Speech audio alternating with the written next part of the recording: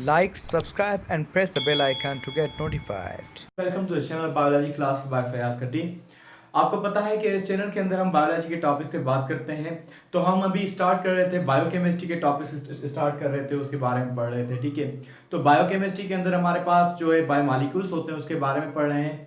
तो हमने proteins complete किया था, अब हम पढ़ेंगे नेक्स्ट जो हमारा ऑर्गेनिक मॉलिक्यूल है वो है कार्बोहाइड्रेट। उसको हम पढ़ेंगे कि कार्बोहाइड्रेट्स क्या होते हैं। ठीक है, now there are four major molecules biomolecules present in living organism। हमें पता है एक प्रोटीन्स होते हैं, दूसरे होते हैं कार्बोहाइड्रेट्स, तीसरे लिपिड्स होते हैं, चौथे होते हैं न्यूक्लिक एसिड। ठीक है, उनमें से कार्बोहाइड्रेट्स जो है ये भी होते हैं dry weight of the cell के अंदर, ये 1% होते हैं dry weight of the cell.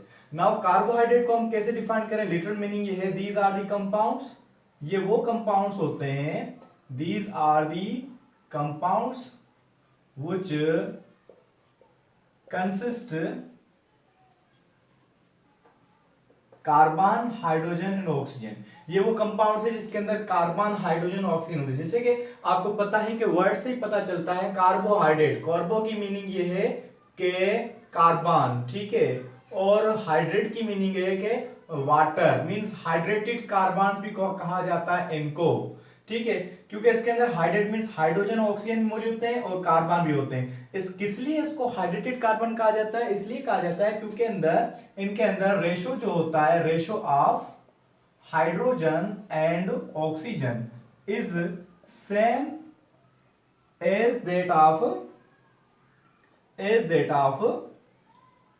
Water. Water के अंदर जो रेशो होता है कार्बन और हाइड्रोजन ऑक्सीजन का, ठीक है, उसी तरह से इनके अंदर भी रेशो होता है। जैसे कि वाटर का रेशो कैसे होता है? H2O मींस टू जो एटम्स होते हैं हाइड्रोजन के और एक एटम होता है ऑक्सीजन का, तो 2:1। इनके अंदर भी 2:1 की फॉर्म में ग्लूकोज हो या कोई भी हो, उसके अंदर जो है ये कार्बोहाइड्रेट जो है उनके अंदर 2:1 मॉलिक्यूल। जैसे कि ग्लूकोज का एग्जांपल ले लें, ग्लूकोज जो है मॉलिक्यूल, इसका जो फार्मूला है C6H12O6। इसमें देखें हाइड्रोजन जो है इसका अगर हम रेशो निकालें तो क्या बनेगा? 12 पे 6 का टेबल 2 टाइम लगता है और ऑक्सीजन पे 6 का टेबल 1 टाइम लगता है। देखो सेम है, वाटर का रेशो जो होता है उसी की तरह सेम है इसके अंदर। ठीक है, 2:1, कोई भी डिफरेंसेस नहीं है।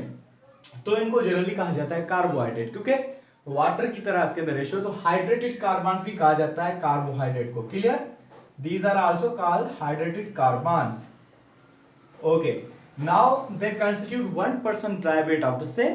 सेल के अंदर जो 1% जो होते हैं ये कार्बोहाइड्रेट पाए जाते हैं। जनरली जो आप यूज करते हैं पोटेटोज, जो राइस व्हीट वगैरह जो है, इसके अंदर ज्यादा से ज्यादा मिकदार में जो होते हैं कार्बोहाइड्रेट। आप जनरली कहते हैं कार्ब्स जो है बढ़ गया है वगैरह, जो टेस्ट होती हैं उसमें। तो कार्बोहाइड्रेट का मतलब ही ये होता है कि जो यहाँ पे ये मॉलिक्यूल्स जो होते हैं ग्लूकोज वगैरह जो है इसकी मिकदार बढ़ जाना। ठीक है, तो कार्बोहाइड्रेट्स के अंदर ग्लूकोज आ जाता है, राइबोलोज और जो है डाइफॉस्फेट डीऑक्सीराइबोज, ठीक है, राइबोज वगैरह, इस तरह से बहुत सारे कार्बोहाइड्रेट के ही एग्जाम है। ग्लाइकोजन, स्टार्च, सेल्यूलोज, ये सारे कार्बोहाइड्रेट, लेकिन उनके अलग अलग एग्जाम है।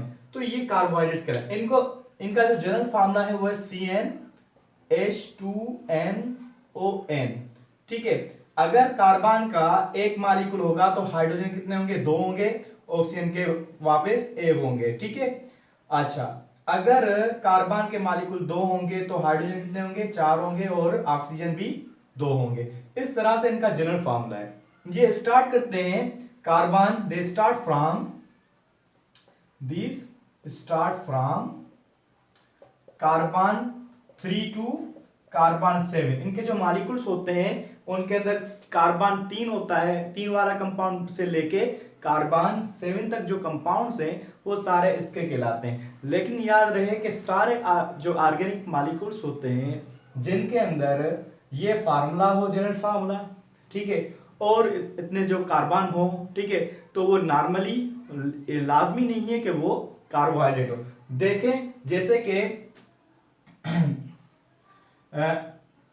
एसिटिक एसिड है, एसिटिक एसिड का जो फार्मूला है एसिटिक एसिड का फॉर्मूला है C2H4O2, ठीक है।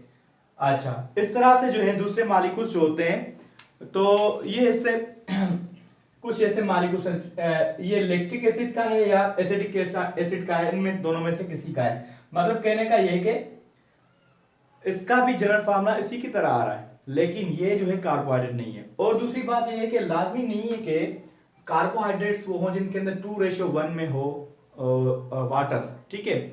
अच्छा, इस जनरल फार्मूला से हटके भी होता है, जैसे रेमनोज एक मॉलिक्यूल है, रेमनोज, जिसका जो फार्मूला है C6H12O5 है। देखें इसमें ऑक्सीजन जो मॉलिक्यूल है वो एक कम में बराबर नहीं है। तो ये कुछ एक्सेप्शनल केसेस हैं, अदरवाइज जो है वो इसकी डेफिनेशन सही है। तो इन सब चीज को देख के साइंटिस्ट ने कहा कि इनको जनरली हाइड्रेटेड कार्बन नहीं कह सकते, हम उसका कोई और डेफिनेशन बनाए। तो उन्होंने साइंटिस्ट ने जो है डिफरेंट एक डेफिनेशन बनाई, वो ये है कि these are polyhydroxy acetones are aldehydes which are converted into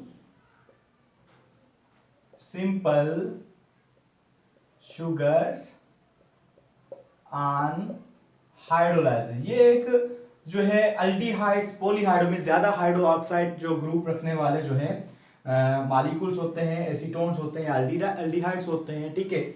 और इनको हम कन्वर्ट कर सकते हैं किसी और मॉलिक्यूल्स के अंदर, हाइड्रोलाइसिस, हाइड्रोजिनेशन प्रोसेस वगैरह इसके तरह से। लेकिन कॉमनली जो डेफिनेशन यूज होती है वो ये होती है कि ऑर्गेनिक मॉलिक्यूल्स है, जनरली इनको सैकराइड्स भी कहा जाता है, मीन स्वीटिंग टेस्ट इनके कुछ मॉलिक्यूल्स होते हैं, जैसे कि शुगर कहते हैं, ठीक है, फ्रक्टोज कहते हैं, फ्रक्टोज जो है स्वीट टेस्ट होता है, ठीक है। इस तरह से ये सब कुछ इसके अंदर है। अच्छा, इसका जो बेसिक यूनिट कौन सा होता है कार्बोहाइड्रेट का, वो बेसिक होते हैं मोनोसेक्राइड, ठीक है। अगले लेक्चर में इंशाल्लाह हम पढ़ेंगे मोनोसेक्राइड्स क्या होते हैं, ओलिगोसेक्राइड्स क्या होते हैं, उसको डिटेल में पढ़ेंगे। इनका जो बेसिक यूनिट जो है मोनोसेक्राइड, ये इसके अंदर किस चीज का बना होगा, ये भी कार्बन, हाइड्रोजन, ऑक्सीजन का। अच्छा, मोनोसेक्राइड, एक मोनोसेक्राइड और दूसरा मोनोसेक्राइड आपस में ज्वाइन करते हैं with the help of bonding.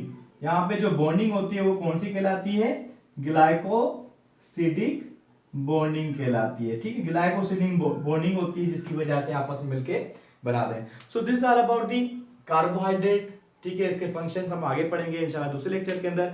अगर आप चैनल पे न्यू है तो चैनल को सब्सक्राइब करें, आपको और भी ऐसी वीडियोस मिलती जाएंगी। शुक्रिया।